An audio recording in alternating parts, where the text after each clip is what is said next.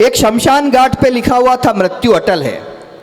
एक कांग्रेसी वहां पहुंच गया, बोले अच्छा यहाँ भी बीजेपी।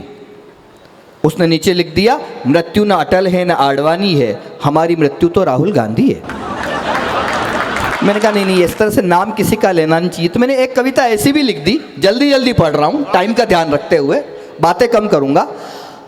उस कविता में किसी का नाम नहीं लेता हूँ, लेकिन अगर आपको उनके कारनामों से पता लग जाए तो मुझे बता देना कि आप समझ गए, क्योंकि मैं नाम नहीं लूंगा। पहला किरदार सौंप रहा हूँ आपको। स्वागत है, अद्भुत है ये। गौरी तुमने बहुत अच्छा कविता पढ़ी कि दिल्ली थी हमारी पंजाब है हमारा, अब धरने पे धरना लगा के मार डालूंगा। समझे? समझ गए? बस समझ जाओ तो मुझे समझा देना कि आप समझ गए। पहला किरदार, दिल्ली थी हमारी पंजाब है हमारा, अब धरने पे धरना लगा के मार डालूंगा। मुफ्त में मिलेगा पानी बिजली दवाई मुफ्त, भारत को श्रीलंका बना के मार डालूंगा, भारत को श्रीलंका। दूसरा किरदार देखें आप, मैं नाम नहीं लूंगा, आप समझ जाए तो मुझे समझा देना। बढ़िया, जोरदार तालियां। चलो एक, मुझे तो इसकी भी उम्मीद नहीं थी, लेकिन आखिरी कवि के लिए भी इतनी उम्मीद बची है, बड़ी बात है। दूसरा किरदार देखें आप, संकट पड़ा यदि तो सलवार पहनूंगा। याद करो, थोड़े नींद में हो, जागो, कुछ लोग थक गए हैं। हाँ, संकट पड़ा यदि तो सलवार पहनूंगा, स्वदेशी हूं विदेशी चबा के मार डालूंगा। शत्रुओं से नित्य ही कराऊंगा कपाल भाती, एक आंख अपनी दबा के मार डालूंगा, एक आंख। जो समझ गए उन्होंने ताली बजा दी।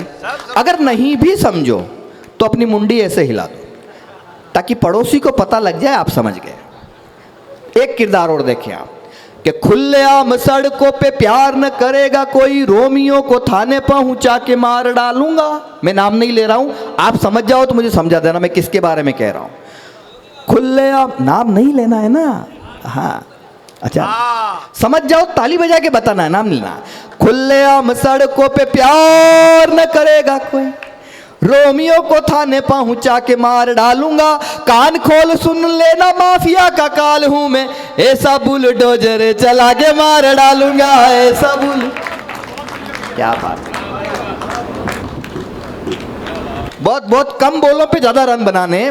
मेरा संकट ये है कि अब आप इतने थक चुके हैं, वो जैसे शुरू में गन्ने की मशीन में गन्ना जाता है ना, तो रस कैसे निकलता है, तो ऐसा रस तो इन्होंने चूस लिया। जो रस था सबसे ज्यादा आज चूसा है लक्ष्मण नेपाली ने, सारा रस चूस लिया। बचा हुआ जो था वो गौरी मिश्रा ने। मेरे हिस्से में तो बिल्कुल वो छूता हुआ जो होता है ना गन्ना पीछे वाला। अब मैं इस गन्ने में एक नींबू फंसा रहा हूं और वापिस इसको डाल रहा हूं। अब अगर आप ढंग से ताली नहीं बजाओगे तो मेरी उंगली भी आ सकती है। एक बार जरा तालियां बजा के मुझे बता दो।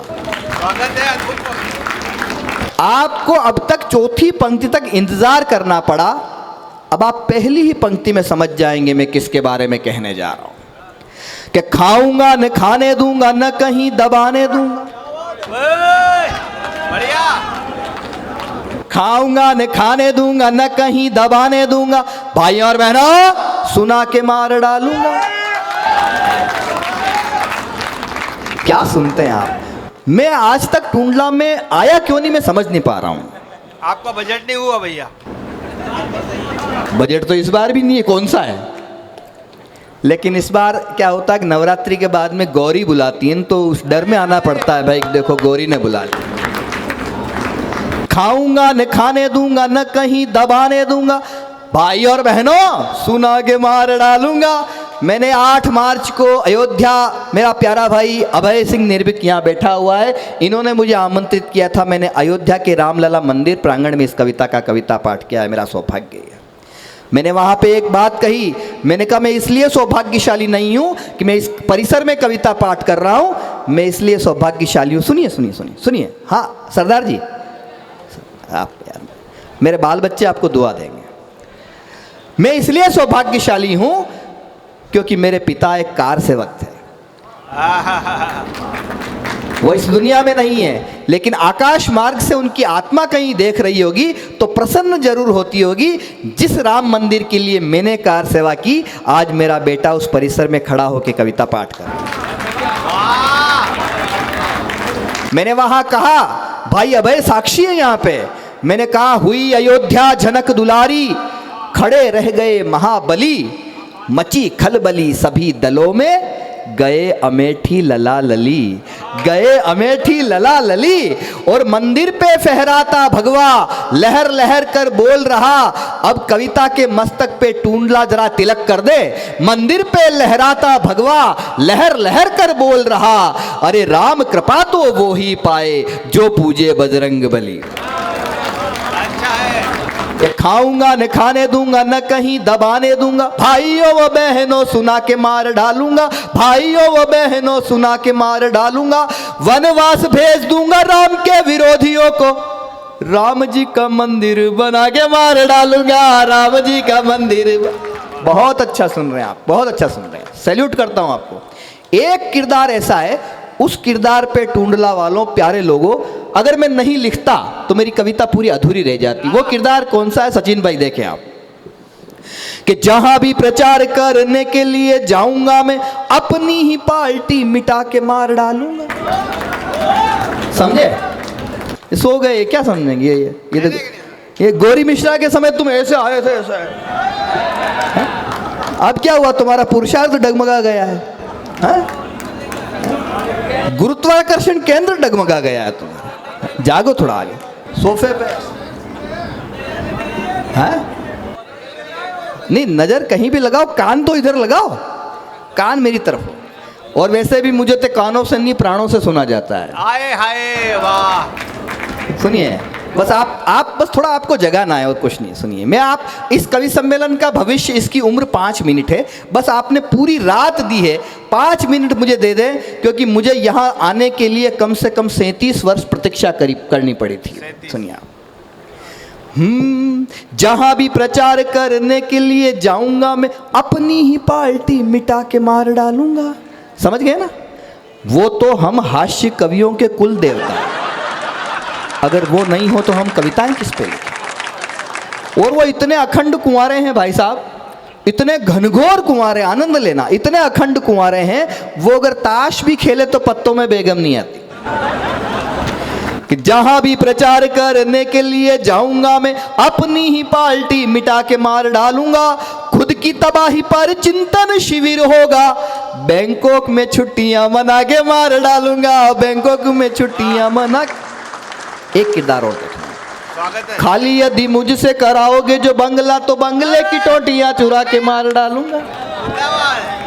क्या बात है, पलट पलट के देखना पड़ता, सब सुन रहे हैं कि नहीं? यहाँ पर सब सुन रहे हैं आज, तो अच्छी बात है, क्योंकि सब जमे हैं। जो कभी नहीं जमता है उसे कष्ट होता है, आज सब जमे इसलिए सब खुश होकर सुन रहे हैं। खाली यदि मुझसे कराओगे जो बंगला, तो बंगले की टोटियां। अब उत्तर प्रदेश बोल रहा है यहाँ पे, मैं नाम फिर भी नहीं ले रहा हूँ।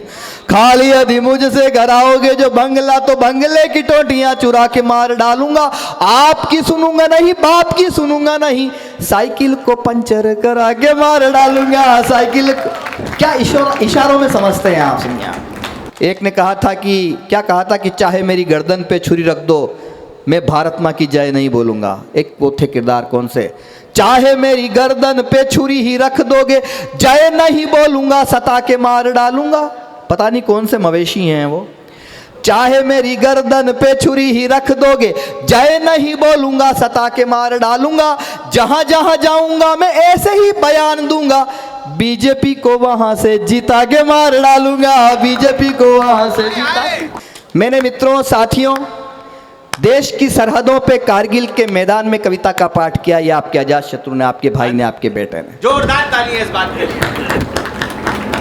बजवा चुके तुम सब जोरदार, अब जितनी बज रही है वही काफी है। एक बोर्ड पे लिखा हुआ था, ईश्वर हमारे दुश्मनों पर दया करे। कैसे दुश्मन देश का आत्मविश्वास कमजोर किया जाता है, इससे बड़ा कोई उदाहरण नहीं है। एक बोर्ड पे लिखा हुआ था, ईश्वर हमारे दुश्मनों पर दया करे। मैंने कहा ये क्या लिख दिया है, लेकिन नीचे लिखी पंक्ति मैंने पढ़ी, मैं वहां पे अपनी तालियां नहीं रोक पाया, टूंडला वालों आप तालियां नहीं रोक पाएंगे। उस बोर्ड पे लिखा हुआ था, ईश्वर हमारे दुश्मनों पर दया करे, क्योंकि हम तो करेंगे नहीं।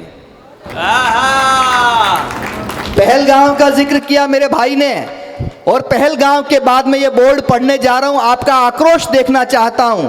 दूसरे बोर्ड पे लिखा हुआ था, आतंकवादियों को माफ करना अल्लाह का काम है, लेकिन उनकी अल्लाह से मुलाकात करवाना भारतीय सेना का काम है।